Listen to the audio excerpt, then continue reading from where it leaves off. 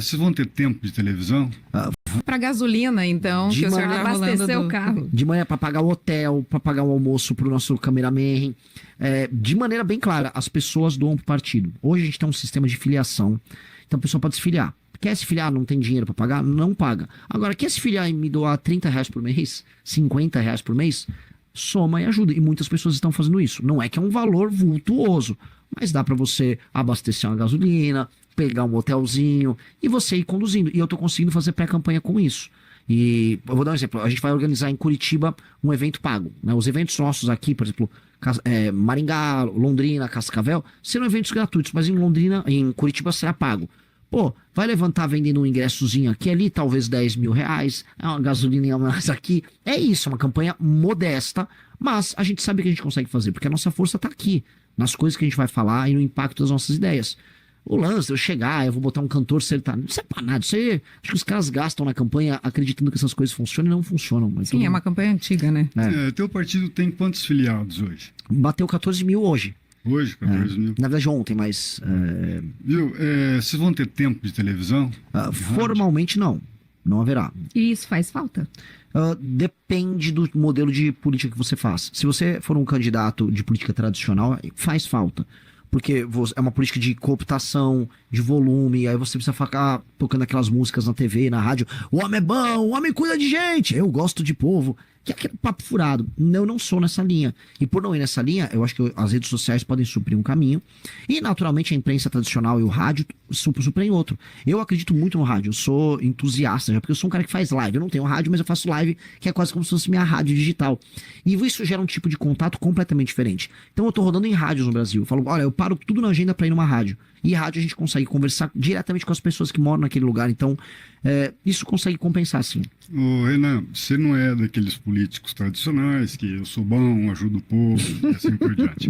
No entanto, você adotou uma estratégia nitidamente de provocação, de gerar polêmicas. Pelo menos é o que a gente tem visto. Tá dando o que falar, né? Tá dando o que falar, né? Independente das posições, às vezes absurdas. Por exemplo, a semana passada, a Câmara de Vereadores do Recife aprovou a moção de repúdio ao senhor. Eu quero receber essa moção. Então, é pública. Por ter se dirigido aos indígenas como um povo maldito, gente maldita, sabotadores. Não procede isso? Procede que eu chamei os indígenas que invadiram a Cargill, lá na região norte, que colocaram caminhoneiros por 8 dias sem poder sair, passando fome, não conseguindo entregar, como vagabundos. Porque para mim um grupo que se coloca como um grupo étnico, manipulado por ONGs, que não a parte não são brasileiras, trabalhando pro PSOL, impedindo a produção e o escoamento da produção nossa de agricultura, impedindo o caminhoneiro de entregar, fazendo uma luta que eles mesmos não sabem explicar. Todos cooptados. O que eles fazem tem nome, é vagabundagem. E vagabundo precisa ser combatido. Eu acho muito engraçado. Eu imagino que as pessoas de esquerda lá da Câmara de Recife que estão premiando aí, ou me culpando, premiando os índios, mas me culpando por isso, ficaram indignadas com o 8 de janeiro, quando os bolsonaristas foram lá e depredaram os 3 poderes. Então, quer dizer, o índio pode depredar patrimônio público e privado, pode sabotar o Brasil, tá? O índio pode. Agora o bolsonarista não. Não tem que, assim, eu repudiei as duas coisas. E o que o índio fez lá é coisa de vagabundo. E é coisa de vagabundo, não tem o que dizer. Teve caminhoneiro aqui, vocês não viram os relatos dos caminhoneiros. 8 dias parados. 8, não tinha como sair para ir pegar comida. Pediram para as pessoas levarem água para eles. Então, assim, em nome de uma causa que eles nem sabem explicar, não, porque isso pode gerar uma poluição do rio.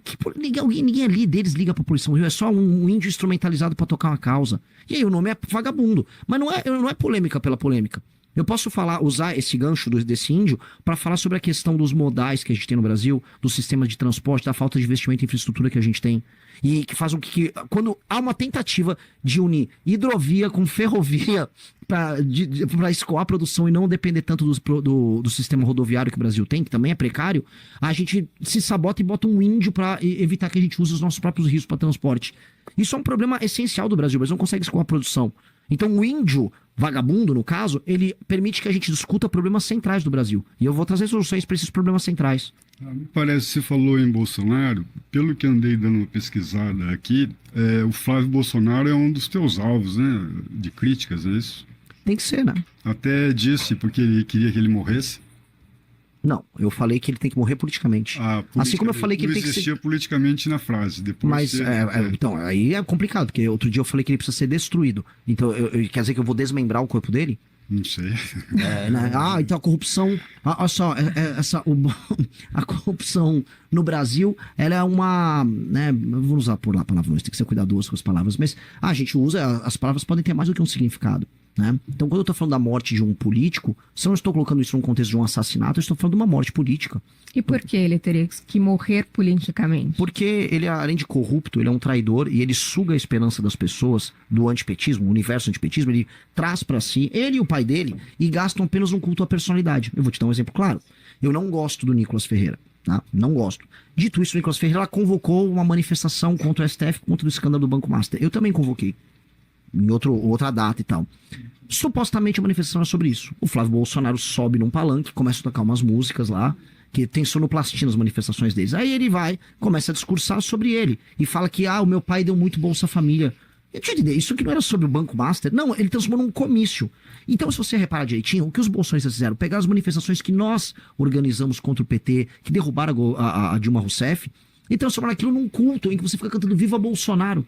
Ora, isto é basicamente tirar uma energia cívica, uma energia que as pessoas têm para mudar o país delas e focar em idolatrar um idiota. E Bolsonaro, com todo respeito, estamos em Maringá, as pessoas amam o Bolsonaro aqui. Vocês me desculpem a população de Maringá, mas é um tonto. O Flávio é um tonto corrupto, todos muito ricos, que sem nenhuma coragem, o Flávio Bolsonaro esperou dar as 27 assinaturas lá para a CPI que envolve o Toffoli e o Xandão. E aí ele foi o 29º justamente para não se comprometer. Não tem coragem de falar desses assuntos. Só que na hora de colocar pessoal na frente de quartel para correr os riscos, ele coloca. Eu não consigo achar isso correto. Não acho isso coisa de líder, não acho isso coisa de pessoas capazes ou inteligentes. Eu acho isso apenas traição. E volta a falar, o cara vai lá, sou de direita. Não, meu pai deu Bolsa Família. Como é que é? A população do Paraná trabalhadora vai ouvir um cara que fica falando em dar Bolsa Família como objetivo eleitoral. Não era o que o pai dele criticava? Então, eu não consigo aceitar um negócio desses. E isso tem que ser combatido. O que o senhor acha do Lula? Do Lula? Um péssimo líder. Um líder que